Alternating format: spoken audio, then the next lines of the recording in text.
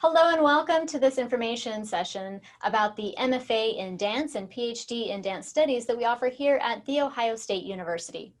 I'm Dr. Harmony Bench, chairperson of our Graduate Studies Committee. For those of you who would like some additional description, I'm white and small framed with very short hair. I'm wearing a dark button-up shirt and glasses. I use the pronouns she and they, and I'm speaking to you today from my university office. Hello, I'm Amy Schmidt. I'm the Academic Program Coordinator for the Department of Dance. Again, for those who need extra description, I am white, short and fluffy with brunette hair, mid-length, teal blouse, and I'm speaking to you from my home. Thank you for joining us. And I use the pronouns she and hers. So today we want to share a little bit of information with you about our graduate programs and walk you through the application process. I also want to mention that on October 26th, we have an event called Grad Day, and this is a celebration of graduate work in progress and an opportunity for prospective applicants to see what OSU Dance is all about. Now this year, Grad Day is on Zoom. You'll need to pre-register and then you'll get links for all of the events we offer. We'll have opportunities for you to check out both studio and seminar courses, see presentations of graduate research, and there will be lots of time to ask questions about the curriculum, what it's like to live in Columbus, Ohio, or anything else you might need to ask about as you're making your final decisions. So our MFA is a 3-year residential program. What that means is that in the first 2 years, you're doing coursework in the areas of creative process, movement practice, and what we call history, theory, and literature in dance.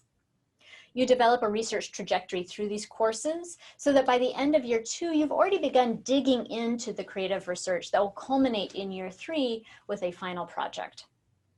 This usually takes the form of a performance, but it could also be a film, a lecture demonstration, or it could take some other format appropriate to the inquiry. We generally think of the PhD as a 5-year program, though some students take more time and some students take less. It depends if people have a master's degree already and whether or not the research requires field work.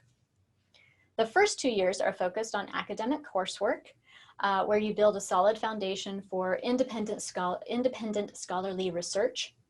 During that time, you take a qualifying exam focused on scholarship in the field of dance studies, and you demonstrate that you're ready to move on in the program. The third year is spent preparing and sitting for your candidacy examinations, and these are focused on your specific areas of research. Finally, you prepare a dissertation prospectus and write the dissertation in approximately 2 years. Now, every applicant wants to know about funding, and with good reason. We do our best to support graduate students financially. We submit every eligible applicant to a university-wide fellowship competition. Applicants are evaluated primarily based on their undergraduate GPAs, the strength of their letters of recommendation, and the recommendations that the committee writes on your behalf based on your application materials. So it's really important that you submit materials that really represent your best work. If you are awarded a fellowship, it's generally for 1 year, though there are some occasions where a 2-year fellowship is awarded. Then we try to cover the gap. So we generally try to support you with graduate teaching. And I'll say that one of the really exciting things about being a student here at OSU is that graduate students are lead instructors for both studio classes as well as our general education courses. And this enables you to be more competitive on the job market after graduation. Of course, no amount of funding is guaranteed, but it is a top priority for us. And we do our best to make graduate study feasible with financial support. Okay, so please note that our initial application process remains the same as in years past, but the interview and audition process has changed for our COVID era. All PhD interviews will take place via Zoom, and the MFA audition will have both asynchronous and synchronous components. Details about the interview and audition process will be online by the end of October, and these will take place during the week of January 10th, so you can mark that out on your calendar. Okay, so let me turn it over to Amy, who will walk us through the application process. Amy? Thank you, Dr. Bench. Hello, everybody. And this is the fun part, the nitty gritty, to go through all of the different materials that you need to submit for the committee to review. They really do read everything closely. And so it is important that, as Dr. Bench said, that you're submitting your best work. It's okay to have extra eyes on your application materials, to be a second editor or another look to see if everything is clear and makes sense. The big thing I would say is that the November 15th deadline, do your absolute best to have everything submitted by November 15th. We really do want to see as many letters of recommendation as possible. We want to see as many of your application materials as possible. You'll note that the GRE is only required for either the MFA or the PhD. It is only required if your cumulative undergraduate GPA is below a 3.0 on a 4-point scale.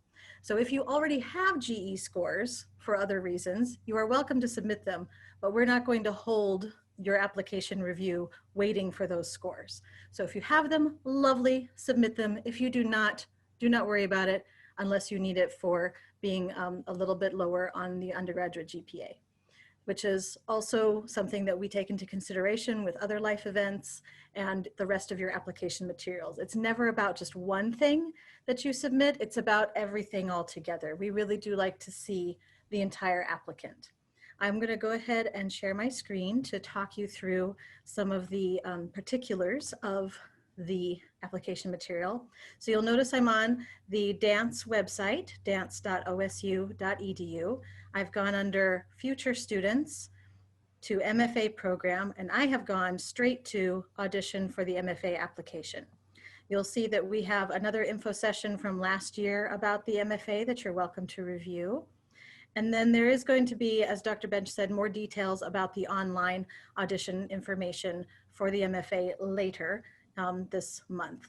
But what we're going to focus on now are the admission requirements. One thing to note is that we do not pre-screen applicants. So everyone who submits an application for admission to the MFA in dance, we expect that we will see you through the audition process. So please don't let any waiting for some other piece hold you back.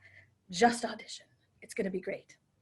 So the particular individual elements that you need will be the graduate school admission application. This also serves as you telling us that you will also audition for the program. One application. Ta-da! And then the important things to submit, which can be done either at the same time that you submit the application, or you may submit the application and then go back and add these things later. It is possible to upload them after you've hit the go button and paid your application fee. The scanned copy of the official transcript really does just need to be a scan at this point. You don't need to submit an official one from institution A to Ohio State until after you have your admission decision. But if you would like to submit official transcripts, please go ahead, but also scans will work perfectly fine. Your autobiographical statement is something that is really your voice to share with the committee why you've come to this point where you want to do an MFA in dance, why you see this particular program as being a good fit for you, and what you want to do in the future. There are other prompts that you can see on the website, but this is really you. So this will take time to go through, and it's 2 to 3 pages. It's not super long, not super short. What is the just right length for you? Again, feel free to have other eyes on this as well. Just know that this is something that does go forward with the fellowship nomination packet. So being something that is approachable both to fellow dancers that are reading this, but also to faculty in other academic programs. Your CV is going to be as much as you can tell us within reason.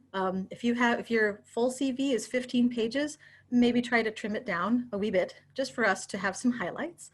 It does not to be, yes, just you can be selective. Let's just put it that way. Your portfolio for the MFA, it really does help to have links in a Word or PDF document. You don't have to edit anything together. You don't need to make sure it's with a certain time frame. It really can be all of the different links to your work wherever it may live online. If you are worried about security and you want to keep things private, that's absolutely fine. You can make things password protected and just put it in the password in that Word or PDF document. It is very helpful. This is mentioned here that if it's a group work that you are specific about, I am the performer in the outfit, or the one that enters from stage left at 1 minute and 32 seconds, or something like that, so that we can identify you within a group piece, or to say something like, this is a work that I choreographed, but I am not performing in. So that we have a little bit of narrative, a little bit of context for what the work is, what is your role with it, and so on. It can also include film, it can also include sound, it can include a wide variety of creative artistic work that you have done.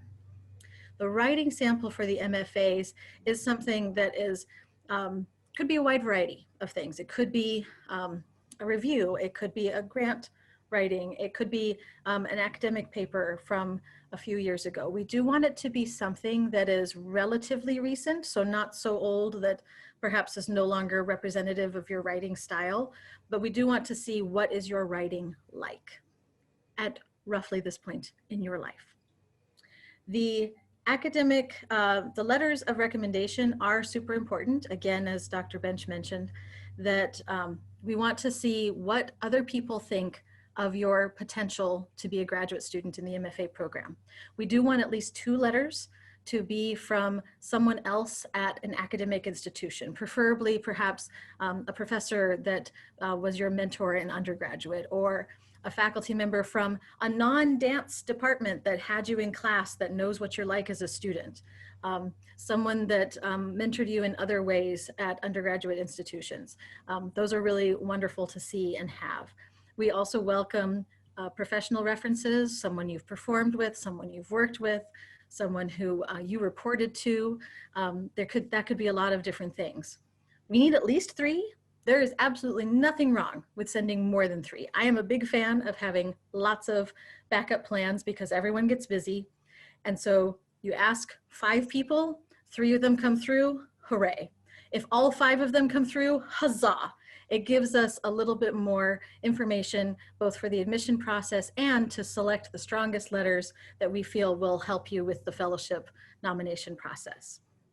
So more is always good. You can also tell your recommenders that, say the deadline is November 1st, so that you've given yourself a 2-week buffer for them to get it actually submitted through the online portal, or for them to say, oh my gosh, I'm so sorry, I didn't get to it. And you can say, nope, it's okay. I can still take it through November 15th. So buy yourself some time with dealing with your recommenders. We know that it's an extra ask for many of these individuals. So again, you can do the application first and then return later to upload these various materials, or you can submit it all at once, whichever way works for you, as long as it's by November 15th. Say it with me, November 15th. Excellent. If you do need an application fee waiver, do allow yourself extra time. There are some different things on the graduate admissions website that talk about the possibilities for application fee waivers, but know that that does add processing time because you need to submit some kind of proof of eligibility.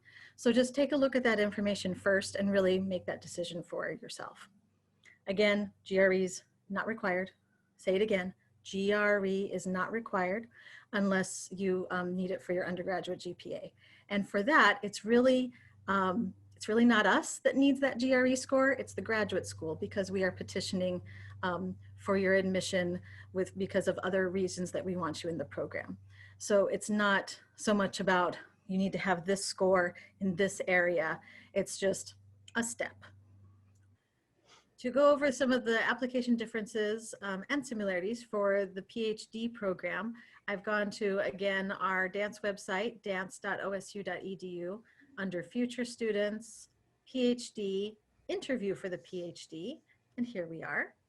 And again, I will scroll past the information about the interview process because we will update that for the online world of COVID Zoom shortly by the end of the month. Similar things are the transcript, similar things are the autobiographical statement and the CV, all very similar to the MFA process. Obviously, the focus might be a little different, but essentially the same materials. The differences are the writing sample that the committee would like to review is something that is definitely on the scholarly side of writing, so that we're really seeing what is the potential for the written research, that written document of the dissertation, and all of the steps along the way with the qualifying exam and candidacy exam. So this could be something that is an excerpt of a formal paper that you have done or will do or are doing, a chapter from a thesis, something, as you can see, that's in this 20 to 25 page range. The golden adjective is the substantive piece of writing. So demonstrating your capacity to conduct research. So again, if there's, you're not sure which writing sample, you have two good ones that you feel like represent your work at this point, and you're not sure which, please feel free to email, ask questions, check with me, check with Dr. Bench. We are happy to give some guidance and expertise on that. The statement of academic purpose is essentially your, what do you want to research at Ohio State? This is something that the committee wants to know. What is your interest to dive deep into, and how would you do it? Dr. Bench, do you want to add a little bit more? Sure, yeah, it's really a kind of proposal, it's a research proposal. So if you were to begin your research process today, what would that project look like? What would you talk about? What interests you, what motivates you in terms of intellectual inquiry. And then if you are invited for an interview, the statement of academic purpose and the research presentation that you do, they will have a strong similarity. So you can think of the statement of purpose as a preview of what may be to come for that research presentation. Wonderful. And then again, 3 letters of recommendation that, again, at least 2 are academic institutions, representatives. If you are coming in with a master's degree, whatever the field is, be it dance or something else, it's really wonderful to have a letter from your thesis committee chair or your master's committee chair to speak to your work in that program. If you're an applicant coming in with a bachelor's degree, again, a faculty mentor, faculty advisor, someone that you worked with closely in undergraduate would be also wonderful. We really do want to know what you're like as a student, what you're like as a researcher, how will you dive into this thing and grab it by the horns and write it to the end. So those letters really do need to be thoughtful, thorough, as best they can. Again, we're wanting to hear about that person's experience with you, not their, they don't need to know anything about our program to recommend you. They need to know about you, and they need to know about what they have experienced with you. Again, if you have more than 3, bring them on. We love extra letters, but if there are only 3, that is all that is truly necessary. And again, the GRE is only required if you need it for your undergraduate GPA, not our rule, the graduate school's rule. But if you have them, you're welcome to submit them, but there is no specific score that you need to get. So that is essentially the application materials that are needed for the PhD and for the MFA. The main thing is that because graduate school is going to be a deeper dive into something, we really want to know where you're coming from, your different life, academic, professional experiences that have led you to this point. We want to see what you're like as a whole person. We want to know what are those things that are unique about you, what make you a particularly good candidate and fit for this program, because really graduate school, you're going to be connected to those individuals for the rest of your life. So make sure that they're people you really like and you want to be part of that community. I have lots of metaphors for that, but we can do those individually another time. But we really do want to see, who are you now, who do you want to be, and how can we help you get there? Great, Amy, thank you so much. So that's all we wanted to chat with you about today. Again, applications for both the MFA and the PhD programs are due November 15th. And we hope to see you on, at Grad Day on October 26th. Please do send us a note to pre-register. You'll find all of the information online, and we hope to see you soon. Thanks. Bye. Thank you. Bye.